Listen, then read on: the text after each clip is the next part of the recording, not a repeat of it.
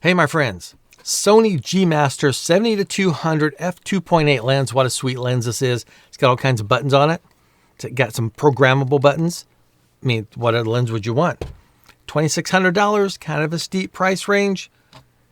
In this hand, we got the Tamron 70-180. No fancy buttons. Got a little button to stop this from sliding, but no fancy buttons. Just a straightforward good lens.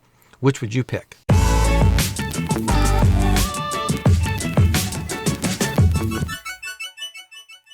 For me, I don't care about a bunch of buttons on here that I'm not going to use half of them, if even that. And I don't care, I can program this lens. I'm just shooting sports. I don't need to be able to do all that stuff. So a simple basic lens like this would be nice. It's a little lightweight, has more plastic in it than this one. This is pretty hefty, about 3.25 pounds as opposed to this, which is like half that. Which would you pick? Well, if I locked my keys in the car, I would use this one to break open the window. This one would probably break if I tried to do that. But for me, the only thing that really matters is the quality of the images that can be produced by these lenses. Now, I was going to bring you some football. I was going to bring you some volleyball, even some cool soccer. Unfortunately, pandemic shows up again and shuts everything down. Except for a couple schools, they did continue to play a game. It's a soccer game. I'm going to take you out there. I took about 500 images because you don't need to take any more than that. We're going to compare the images, and at the end, you tell me which one you would pick. The Sony or the Tamron. Now, before we look at the images, let's take a look at this. This is the camera I put them on. This is the Sony a6100. Again, let me reiterate that I've said in a few videos, I'm trying to look for a budget-friendly, entry-level sports photography setup. This is about $750. If you put it with this, you got $1,800. You could possibly shoot everything you need, outdoors, indoor sports, with just these two items. But let's look at the images and we'll let that be the deciding factor. For reference purposes, this is the field I was shooting at, Taft High School here in Oregon. This little X, this was me, right down here around the 10 to 12 yard line on the track because the soccer field comes all the way to this area right through here. And I was at this spot for a couple reasons. Number one, the sun was coming this direction a little bit. And also number two, Taft has a pretty good team and they were charging toward this goal at the first half of the game, and I figured there'd be a lot of action down here because, like I said, they're a pretty good team. Now I'm going to refer to this photo later. So I took off the information from these photos so you don't know which one was shot with which, but I'm going to show them to you. This will be the first image. I'll let you guys kind of look at it and let you try and decide if this was shot with the Sony or with the Tamron. This was shot with the Sony. Those of you who pick Sony, give yourselves a pat on the back. Second image, this one. What do you think? Sony or Tamron?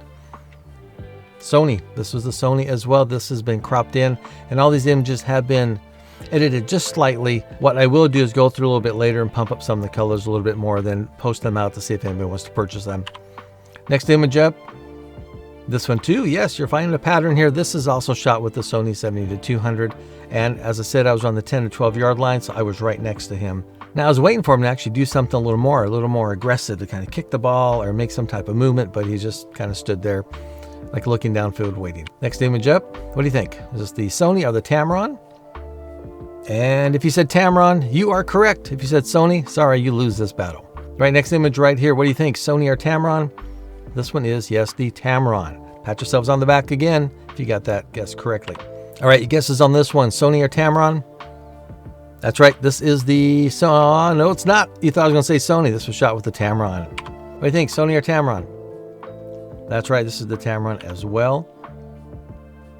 This in here was also shot with the Tamron. We'll just jump right to it on that one. You've caught the pattern now, so what do you think this one is? No, it is not the Tamron. This one is the Sony. And just cut to the chase on this one. This was also shot with the Sony. Now we're back to this image. Now we're going to compare a couple images here. What I'm going to do is I'm going to turn on this so you can see the information. We're going to compare this one, and I believe it's this one.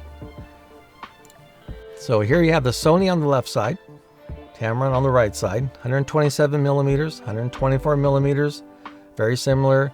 I shot all these exactly the same exposure, 1/1250th of a second, f2.8 ISO 160. I just want to give you a really good comparison. This is about the same spot downfield as well. So you got the Sony on the left. Let's zoom in a little bit. You got the Tamron on the right. Do you have a pick? Which one do you like better? If I'm zooming in here, I like going down to this spot here. You can really see the turf kind of being eaten up by the shoes. Just gives you a little more action. I really like that look. All right, let's zoom back out. Let me know in the comments which one you guys prefer. Do you like the Sony? Do you like the Tamron? Do you not care for either one of them? Won't hurt my feelings. If I didn't know which images came from which lens, I truthfully wouldn't be able to tell them apart. I think they were that close. Now, do I need all these buttons and these gadgets for $2,600? I really don't think so. Just getting started, this could be a good price point for you until you decide you might want to move up to something else. Now, the thing I do like about it, it's a really light lens. Now, the problem with this, let's talk about this real fast. You're not going to hear anybody else talk about. When I was shooting the soccer game, there was a major 15 to 20 mile per hour wind just flowing down that field. So when I was shooting with this lens, okay, downfield, no problem. You got the aerodynamics. When I came this way, the wind's just hitting the side of this, but it's so heavy, it just stayed right in my hand. It hardly moved at all. Now this lens here, the Tamron, fine downfield. When I came this way, I could feel the wind because it doesn't have near as much weight. It's half the weight of this one. It was kind of floating on me just a little bit. I had to actually pay him a little more attention than I did with this extra weight. So that's something to keep in mind. However, like I said, this is pretty heavy. So if you maybe have weak arms, weak hands, you don't quite have the big build, you know, to kind of be able to hold a lens like this, this might be a way to go. It's nice and lightweight. You can quickly move it around. It's really nice. You hardly even know you have this lens, truthfully. Now think back just a few images ago. It wasn't that long ago. I think you can remember. Where was I sitting? That's right. I was sitting on around the 10 to 12 yard line. So I was right in this area. Now I'm going to show you two more images. And I'm telling you this, I want you to see these because it's very important. They are at the back of the end zone, basically. Back of the end zone. So that's almost 100 yards away from where I was sitting. Trust me, I did the math. It comes out to about 100 yards. I'm sure in your sports photography journey, you've heard, you can't shoot big sports like baseball and soccer and cricket and football without big glass. And what that means, you need a long reach like a 400 millimeter lens and above. It's got to be f2.8 aperture so you can get those low light condition shots. Now, I'm not going to dispute that. Great idea. However, who has that much money when they're first starting out? $7,000, $8,000 for one lens? You're probably not going to do that. So keep in mind when you look at this image, it's shot on a telephoto lens 70 to 180, which goes for about $1,100. So take note of this. We're about 100 yards away. This is cropped in. It's not the best, but just look. That's 100 yards. Now I'm cropped in to an image that a parent may want to purchase. When I'm out shooting, I might be shooting for the parents. I might be shooting for the athletes. I might be shooting for the school. Might be shooting for the media or just myself. Now each one of those I give different criteria to on what the image should look like. An image like this may not be great in most newspapers, may not be great on most websites, but I can tell you right now, it's got faces in it of the athletes. So the athlete might like it, or the parents might like it. So you might be able to pick up a purchase just because of who's in it. It may not be a perfect photo, which I don't think it is, but it's showing faces, it's showing people, it's showing somebody's loved ones, it's showing their action. It's capturing memories of high school. You got to keep that in mind when you're out shooting. You're not always shooting for yourself or for media. Sometimes you're shooting just to capture memories and get a potential sale. So that's a quick comparison of these two lenses. I could go into more details, but I'll leave that for someone like Gerald Undone, who really dives deep into the mechanics and electronics of how a lot of this photography works. But for right now, check out these couple of videos right here. That way you can learn more about sports photography. And please take care of yourselves, be safe, and look around in your community. There's probably somebody who could use a helping hand. Please reach out and help somebody in need. And then grab your cameras and, of course, get out and shoot.